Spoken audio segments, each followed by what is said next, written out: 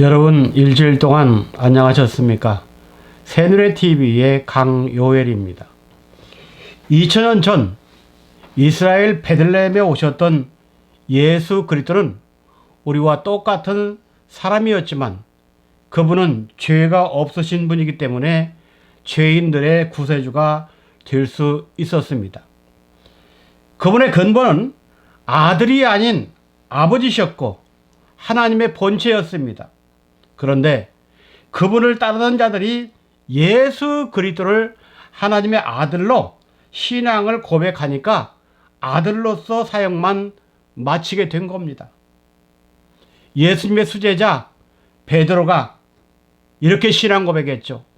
주는 그리스도요 살아계신 하나님의 아들이니다. 이렇게 말씀했습니다. 그렇다면 그리스도인 하나님의 아들의 사역은 무엇일까요? 그리스도는 하나님과 인간을 연결해주는 중보자의 역할을 하는 분입니다. 디모데전서 2장 5절에 나오죠. 또 예수란 이름은 구세주입니다. 인류를 죄악에서 구원해 주시는 분이라 그 말입니다. 마태 1장 21절입니다. 이를 볼 때 하나님의 아들은 예수 그리스도의 사역은 십자가를 통해서 우리의 죄를 다 청산하시고 또 사망의 권세를 깨뜨리고 부활하심으로 인해서 당신을 믿는 자들에게 새 생명을 주심으로 그 사역은 마쳐지게 됩니다. 그런데도 오늘날 예수 그리스도 십자가만 믿고 예수님만 믿으면 된다. 구원의 완성으로 그렇게 말하는 분들이 많이 있죠. 하지만 그것은 맞지 않습니다. 그 이유는 우리가 예수님을 통해서 영혼 구원을 받았지만 육신 구원을 받지 못했기 때문에 지금도 예수를 믿어도 죽는 거예요. 그래서 우리는 다시 오시는 주님을 기다려야 합니다. 그분이 오시면 영혼 구원을 받은 성도들에게 두 번째 나타나셔서 육신의 변화를 이루는 말씀을 주시기 때문입니다. 그래서 데살로니가전서 5장 23절에는 너희 온 영과 혼과 몸이 주님 재림하실 때까지 보존하고 있으라는 거예요. 그렇다면 몸이 없는 사람은 재림을 맞이할 수가 없다는 말입니다. 이처럼 인간 구원의 완성은 영과 혼과 몸이 다 구원받아야 됩니다. 그 대표가 에녹, 엘리야, 예수 그리스도입니다. 육신의 변화를 이루는 것이 구원의 완성이라는 말입니다. 그러므로 우리는 아직 육신의 구원을 이루지 못했기 때문에 구원의 완성을 이루지 못하고 지금도 완성을 위하여 달려가고 있는 것이죠. 요한계시록에 나타나는 재림주의 모습은 이 땅에서 어떠한 모습으로 역사하셔서 이 땅에서 어떠한 모습으로 사역을 하실까 궁금하죠. 요한계시록을 통해서 몇 구절을 통해 살펴보도록 하겠습니다. 2000년 전에 오셨던 주님은 이제 다시 오실 때는 아들 예수로 오지 않고 아버지 하나님의 위치로 오십니다. 그 말씀이 마태 16장 27절에 있습니다. 인자가 아버지의 영광으로 그 천사들과 함께 오르니 행한 대로 갚으리라 했죠. 마지막 성경책인 요한계시록을 통해서 주님의 모습과 사역을 한번 살펴보도록 하겠습니다. 먼저 첫 번째, 계시록 7장에서는 인치 있는 천사로 나옵니다. 그 천사의 출처는 해 돋는 곳, 동방을 말하죠. 해 돋는 곳은 하나님의 보좌와 영광이 있는 장소를 뜻합니다. 에스겔 43장 2절에 이스라엘 하나님의 영광이 동편에서부터 오는데 그랬어요. 또 이사야 41장 2절에는 누가 동방에서 사람을 일으키며 했습니다. 동방에서 독수리가 온다고 이사야 46장 11절에는 말했습니다. 바로 인치는 그분은 동방을 통해서 옵니다. 두 번째, 그분은 오셔서 인을 칩니다. 인은 소유권을 말합니다. 바로 당신의 소유라는 거예요. 이 말씀이 이사야 43장 1절에 있어요. 야곱아, 이스라엘아, 너는 내 것이다. 이게 바로 인쳤다는 말입니다. 인을 친 하나님은 인침을 받은 사람들을 마지막 환난 때 심판에서 절대 보호해 줍니다. 그 말씀이 계시록 9장 4절에 있습니다. 그러므로 인받은 자들은 어떠한 환난이 와도 죽음이 없다는 것이죠. 그래서 주님을 영접한다는 말입니다. 두 번째는 계시록 10장입니다. 계시록 10장은 힘센 다른 천사라고 나옵니다. 이 천사의 출처는 하늘입니다. 하늘은 새 예루살렘 성이 있는 곳, 성도로 말하면 우리 성도들 시민권이 있는 곳을 말합니다. 계시록 3장 12절에서는 바로 새 예루살렘 성이 있는 곳을 하늘이라 말했고, 빌립보 3장 20절에서는 우리의 시민권이 하늘에 있다고 했습니다. 이분이 가지고 오신 것은 두 번째, 작은 책입니다. 작은 책이라는 말은 영원한 복음입니다. 이분이 가지고 오신 말씀을 받으면 영원히 죽지 않고 산다는 겁니다. 영생한다는 거죠. 계시록 14장 6절에 있습니다. 세 번째는 그분의 머리에는 무지개가 있습니다. 무지개는 노아와 영원한 언약을 맺은 것이요, 또 에스겔 때에는 하나님의 영광의 형상이라고 했습니다. 창세기 6장 16절과 에스겔 1장 28절에 나와요.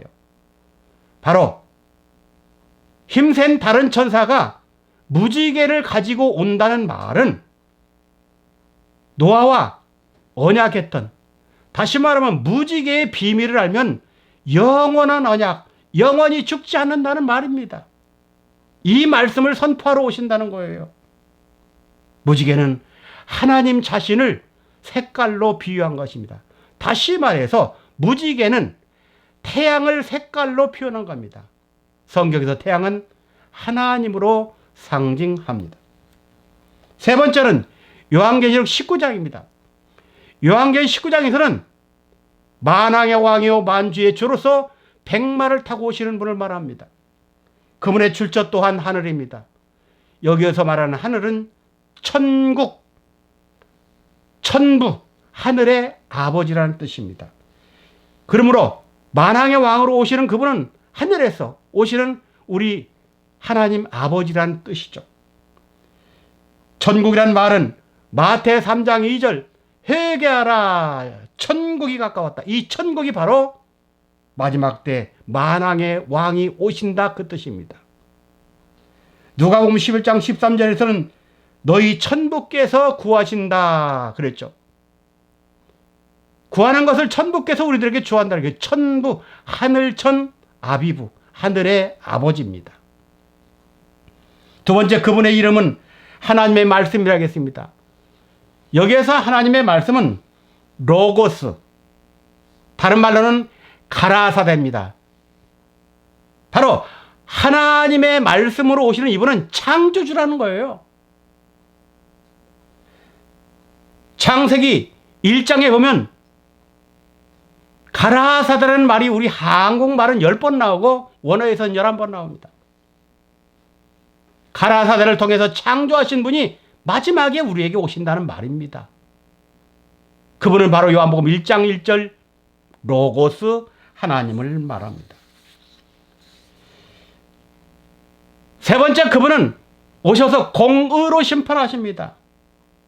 공의란 말은 하나님이 정하신 원칙대로의 판단을 말합니다. 디모데후서 2장 5절에 사도 바울은 경계하는 자가 법대로 경계하지 아니하면 면류관을 얻지 못한다 그랬어요. 여기서 말하는 법은 바로 성경을 뜻합니다. 네 번째로, 심판의 도구는 그 입에서 나오는 검이라겠습니다. 검은 히브리 4장 12절에 하나님의 항상 살아있는 말씀의 검을 말합니다. 이 말씀으로 악인들은 심판하고 의인들에게는 마지막 구원의 역사인 변화를 일으켜 주신다는 말입니다. 요한복음 12장 48절에 보면 내가 너희들에게 가르쳐준 말을 듣지 않은 자는 그 말씀이 마지막 때 심판한다고 했습니다. 하나님이 가르쳐 주신 말씀을 모르면 심판을 받고 그 말씀을 영접하고 아멘하여 신앙으로 순종하면 그 말씀이 우리를 영원한 천국으로 인도해 주신다는 말입니다. 악인의 심판은 공의의 말씀인 십계명으로, 이들의 심판은 요한계시록 16장에 나오는 대접 재앙입니다. 의인의 구원은 마지막 말씀인 감추인 만나로 고린도서 15장, 빌립보 3장 말씀에 우리의 영육간을 구원하는 변화의 말씀을 말합니다. 요한일서 3장 2절과 3절 말씀 보면 이렇게 나와 있습니다. 사랑하는 자들아, 우리가 지금은 하나님의 자녀라. 장래에 어떻게 될 것은 아직 나타나지 아니하였으나 그가 나타나심이 되면 우리가 그와 같을 줄을 안다 그랬습니다. 그분이 나타나시면 우리도 그분과 같이 변화체로 바꿔진다는 말입니다. 그래서 그분을 만나야 됩니다. 영접해야 됩니다. 만났으면 그분을 통해서 주시는 말씀을 받고 깨닫고 믿어야 됩니다. 결론적으로 말씀을 드리면 하나님께서 인간을 구원하는 사역은 세 때입니다. 한 때, 두 때, 세 때. 구약 때는 모세 시대죠. 모세 시대는 율법을 통해서 인간의 구원의 사역을 하셨습니다. 다음은 신약 때. 신약 때는 예수 그리스도 시대입니다. 하나님의 아들 시대입니다.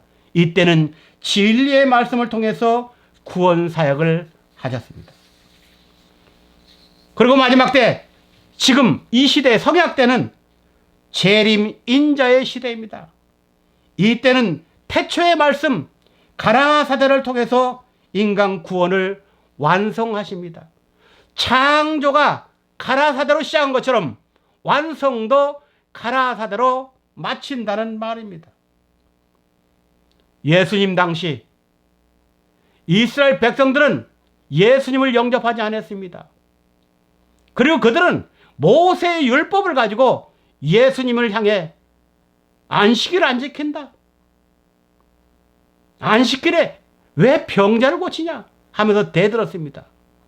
근데 성경은 말씀하기를 예수님은 안식일의 주인이라 했어요. 율법을 가지고 진리 예수를 청량하니까 맞지가 않습니다. 그래서 이단이 된 겁니다. 결국 율법을 통해서 그들은 예수를 죽였습니다. 마지막 인자 재림 때도 누가 죽이느냐? 진리 예수 그들 믿는 자들이 마지막 때 태초의 말씀 가라사대의 아버지를 죽입니다. 여러분들, 이 시대는 아들 시대가 아니고 이제 마지막 종말 아버지 시대입니다. 그래서 마지막 때 아버지의 영광으로 오시는 그분은 마태 13장 49절 50절에 보면 이렇게 말씀합니다.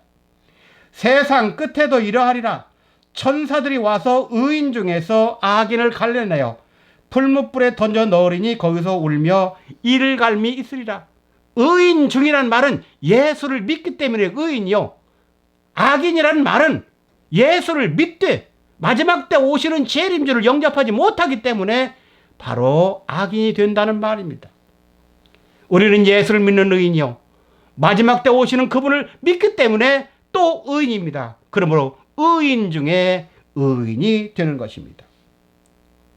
그래서 히브리 기자는 이렇게 말합니다. 히브리 6장 1절부터 3절 말씀 보면 그러므로 우리가 그리스도 도의 첩보를 버리고 그랬어요. 말씀의 첩보를 버리라겠습니다. 왜? 다 우리가 익히고 알고 순종했다면 털을 삼으라는 얘기죠. 그 말씀의 첩보가 뭡니까? 죽은 행실을 회개함과 하나님에 대한 신앙, 세례들, 안수, 죽은 자의 부활, 영원한 심판에 가한 토, 이 6가지를 버리라는 거예요. 그리고 어디로 가냐? 다시 닦지 말고 완전한 데 나가라겠습니다. 하나님께서 허락하시면 우리가 이것을 하리라 그랬습니다. 완전한 데는 어디입니까? 죽음이 없는 세계. 죽음이 없는 세계가 어디입니까? 하나님의 세계. 그 세계를 가려면 우리가 어떻게 해야 됩니까? 예수를 믿고 다음으로 히브리 7장 1절부터 나오는 멜기세덱입니다. 멜기세덱은 죽음이 없다고 했습니다. 여러분, 초림을 믿는다면 이제 마지막 때 역사하시는 멜기세덱을 믿으시기 바랍니다. 그래서 우리가 영원히 죽지 않고 살아서 천국을 향해 마음껏 올라가는 하나님의 귀한 사람들이 되시기를 주님의 이름으로 부탁함을 드립니다. 감사합니다.